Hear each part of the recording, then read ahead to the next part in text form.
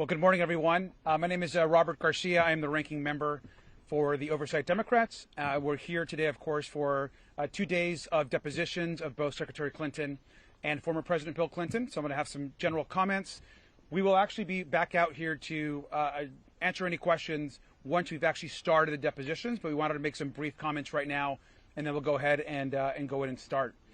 Let me just begin by saying that Oversight Democrats, from day one, we have said that we want to talk to anyone, any person that has information about Jeffrey Epstein, about his crimes, about how he was able to get so much wealth. We will talk to any single person, whether that is a Democrat, a Republican, how much wealth they have, how powerful their position is. We want to talk to anyone. So we're happy to be here, and we're glad that both Secretary Clinton and former President Clinton are willing to talk to this committee. I also think it's important to note, I'm glad to see that we have our Republican colleagues here. There's a big group of them. I wish they would have joined us at the Les Wexner deposition, but I'm glad that they're here now to get questions answered. That is an important part of our investigation. Let me just add that as it relates to Secretary Clinton, who's here today, she has been very clear. She's never met Jeffrey Epstein. We have no evidence of her having any interactions with Mr. Epstein. And so I think that's important to note as we walk into this deposition. But I also want to say, which I think is very important, that at this very moment, the Department of Justice continues to lead a White House cover-up. And we're going to be demanding, even over these next few days, that the remaining files that have not been released get released to the public. And that includes new files that were just discovered in the last couple days of a survivor that has made serious accusations and allegations against not just Jeffrey Epstein, but also against President Trump, and about abuse that she suffered when she was a minor. We have seen the DOJ files and the archive manifest that clearly shows that the interviews and information around this survivor have been removed and are missing from the DOJ files. Where are these files? Who removed them? Those questions have to be answered. What we have is a survivor that we have verified, that others have verified, and those files are missing. And it's not just those. It's an additional 50% of files that are missing. It is unconscionable, it is illegal, and Pam Bondi and the president need to answer to where those files are. And that's going to continue to drive our work, not just today, but every single day until we get justice for the survivors. I'm going to have some of our members here make a few comments as well. Thank you. It is abundantly clear that this is the most egregious cover-up in American history. The recent reporting by the New York Times, NPR, and other media outlets that have verified this, demonstrating that the Department of Justice, in addition to violating the law over and over again, as they refuse to release the full and unredacted files, have withheld 50 pages of allegations against President Trump. This cover-up needs to end immediately. I am glad that we are here today as part of this ongoing investigation, because we will accept any information that anybody can give us about Jeffrey Epstein's vast child sex trafficking operation.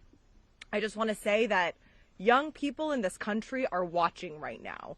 If the most powerful people in the United States of America, the elite and rich and powerful men and women, are able to get away with these heinous crimes, then we are sending a horrible message to young people in this country that powerful people will always protect themselves and the rule of law does not apply to everyone. So I look forward to the next 2 days, and we know that there is so much more to uncover here, and we expect to get answers from the Department of Justice immediately. Thank you.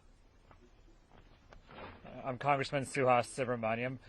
We're here today in New York to talk to Hillary Clinton, and tomorrow to talk to former President Bill Clinton. I want to make clear that there were no Republicans in Ohio to talk to Les Wexner, who bankrolled the Epstein's fortune for the most part, and allowed a lot of his crimes to happen. Yet Hillary Clinton, who maintains that she doesn't recall meeting Jeffrey Epstein is here today, and we have a lot of Republicans here today. That underscores to me the partisan nature of what some of the Republicans on our committee and in Congress are doing and the way they're approaching this investigation. And meanwhile, they're not holding the Department of Justice accountable for breaking the law over and over again. There's 2.5 million files that have not been released, and now we're hearing and seeing evidence of some of those files, including accusations against President Trump.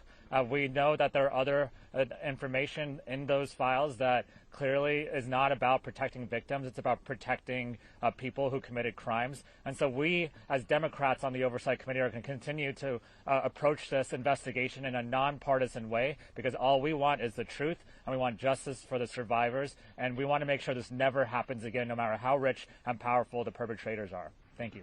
Speaking of rich and powerful, thank you. I'm James Walkinshaw from Virginia. We are here today to continue our investigation into Jeffrey Epstein's crimes. And it's important to note, and as others have said, there is no indication, zero, zip, zilch, nada, that Secretary Clinton had any knowledge of Epstein's crimes. She submitted a sworn statement that she never met Jeffrey Epstein, and my fear is we're here today as part of a political exercise, part of a long-running fever dream where Republicans want to lock up Secretary Clinton. We had the State of the Union this week, and President Trump spoke for 2 hours and refused to even acknowledge the courageous survivors of Epstein's crimes who were in the chamber. He wouldn't even address the issue. His Attorney General refuses to even meet with the survivors. So we want to conduct a serious bipartisan investigation. I'm glad that President Clinton will sit down with us tomorrow and answer questions about his relationship with Jeffrey Epstein. But I wanted to come today to ensure that this is a serious exercise, a serious investigation, and not a political or partisan one. Thank you. Why weren't the Clintons made to go to Washington to testify? I'll answer that. I'll answer that question. So let me go ahead and we're going to answer one or two questions. Let me just also say, I think today also sets a precedent. So I want to be very clear that we have said from day one that we want to talk to former President Bill Clinton, and the other person we want to talk to is current President Donald Trump. And so we should be very clear that now that we're going to hear from former President Clinton, I hope that Chairman Comer and the Republicans will join us in demanding that the person who actually appears more times in the files than the former president, who we want to speak with, is President Donald Trump. And so let's get President Trump in front of our committee to answer the questions that are being asked across this country from survivors and from those who have been brutally attacked and raped, sometimes as children. Let's release the files and answer one or two questions. Thank you. So should the Clintons have come forward sooner to testify and be deposed in front of the committee? And also, what are the discussions with Republicans about bringing other administration officials like Lutnick, who are mentioned in these files, before lawmakers? We want to hear from Howard Lutnick. Howard Lutnick, of course, said that he stopped communicating with Epstein, our Commerce Secretary, then goes on to visit Epstein's island, communicate with him, go into business with him, all of which was not disclosed. He should not be the Commerce Secretary right now. As it relates to the questions about the location was selected by Republicans. The majority controls where and how these depositions are done. We want to continue hearing from folks. Thank you. Just a question. What could they possibly ask Hillary Clinton all day? They mentioned Maxwell at the wedding.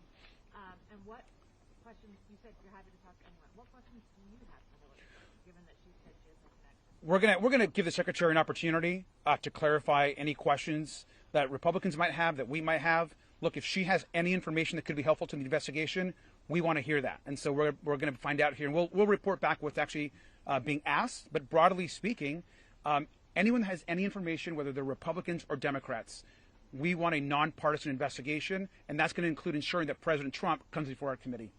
Yes. Do you have questions about the Clinton Global Initiative and the fundraising involved? There's going to be questions asked about that. So thank you very much. We'll come back out. Thank you.